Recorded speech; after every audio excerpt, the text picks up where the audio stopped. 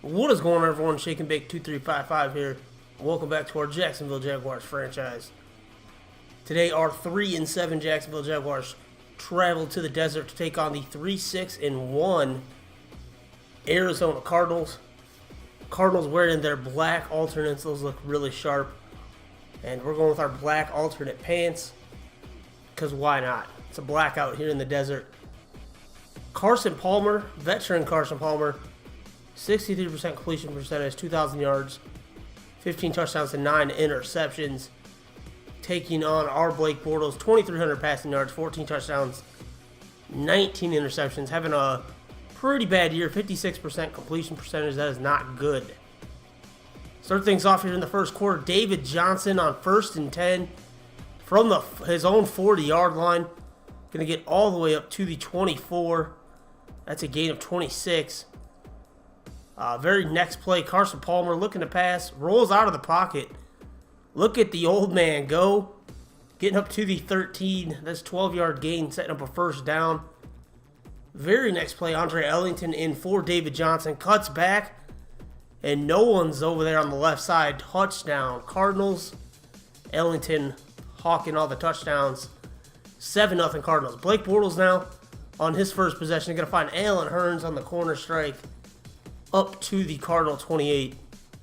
Couple plays later, all the time in the world, going to find Chris Ivory up the middle, who is in for Fournette. He got injured, but Fournette would return in the game. But for now, Ivory was in. 3rd and 10 now, Yeldon in the backfield, but Allen Robinson's the story. Touchdown for Allen Robinson. Jags tie it at 7. Let's go now to the second quarter, 7-7 still. Carson Palmer going to find Jaron Brown. And nice block from the other, I think it's J.J. Brown. Either way, that is a 72-yard touchdown run for Jaron Brown. And that's a 300 career passing touchdown for Carson Palmer, overtaking John Elway on the all-time list. 5.5 to go in the first half, 2nd and 7. All the time in the world. Eventually, Malik Jackson does get to him. That would force a punt and give the Jaguars a chance to score before halftime. 3.5 minutes to go in the half. Bortles going to find Leonard Fournette, who returned from injury. Like I said, he would. 3rd and 6. Finding Allen Robinson again on the slant route. This time up to the 23, 15-yard gain and a set of downs, putting Robinson over 1,000 yards on the season. Bortles now all the time in the world on 3rd and 9. Going to find Marquise Lee. Set up a 1st and goal with just a minute to go in the half here. Now 38 seconds and counting. Bortles finding Allen Robinson again. 2nd touchdown of the half for Robinson. He had a pretty big day. Jags tied at 14. That'd be a halftime score. Fast forward out to the second half. Play action to Fournette. Literally all the time in the world this time. Blake Bortles finds Allen Robinson. Who else? For a big gain, setting up 1st and 10 in Cardinal territory. Fortunately, the drive would stall out there. They'd have to settle for a field goal attempt. That's Jason Myers from 39 out. He's been money all year. No different there. Jags take a 17-14 lead. 3rd and 9 here in the fourth quarter. Dante Fowler Jr. just destroys Carson Palmer on that one. They'd have to punt it, knocking him out of field goal range. Fast forward all the way to 3.5 minutes left to go in the game, as this was a very low-scoring affair, especially for a Jaguar game, if you guys have been keeping up this year. Bortles looking to win this thing, put it on ice. Instead, he overthrows Lewis, and it's intercepted by Patrick Peterson, who's going to take it all the way back to the house. A 69-yard pick six. And just like that, 21-17. Jags, though, one more chance to win it here. 2-minute warning. Going to find Mercedes Lewis there. 4th and 2, they have to convert, and they choose to run the football. Something they didn't do much all this year in clutch spots like that. They turn it over. Now they do have all 3 timeouts, so they have one more shot here to get the ball back. Stop David Johnson on 1st down. Next play, 2nd and 11. Johnson going to try the outside, runs into Gibson. They stop him again. So here we go, 3rd down. They need a stop, and they have a chance here.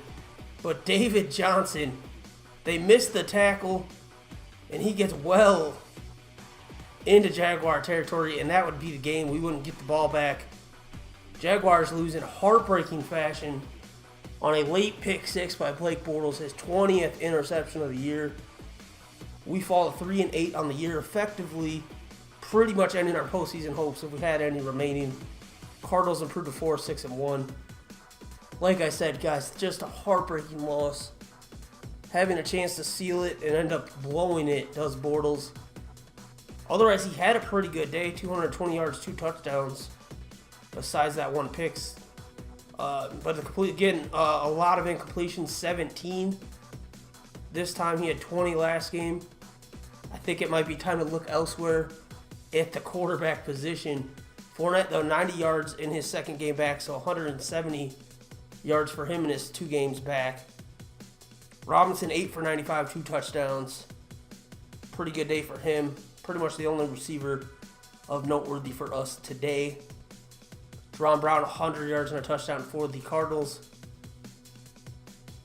And on defense, Dansby and Buchanan, double-digit tackles. Plus, Lesney led the way for us with 6. Fowler had 5, that clutch sack. 3 tackles for loss for Fowler Jr. and Gibson. 2 for Smith. Campbell, Smith, Malik Jackson, Avery Jones, and Dante Fowler and Miles Jack all had a sack. So 6 sacks. No turnovers, though. That was our biggest issue. Guys, that's going to do it for today's video. If you want to enjoy it, please do leave a like down below. Be sure to subscribe for more Jaguars franchise if you haven't already. As always, guys, thanks for watching. Till next time, peace.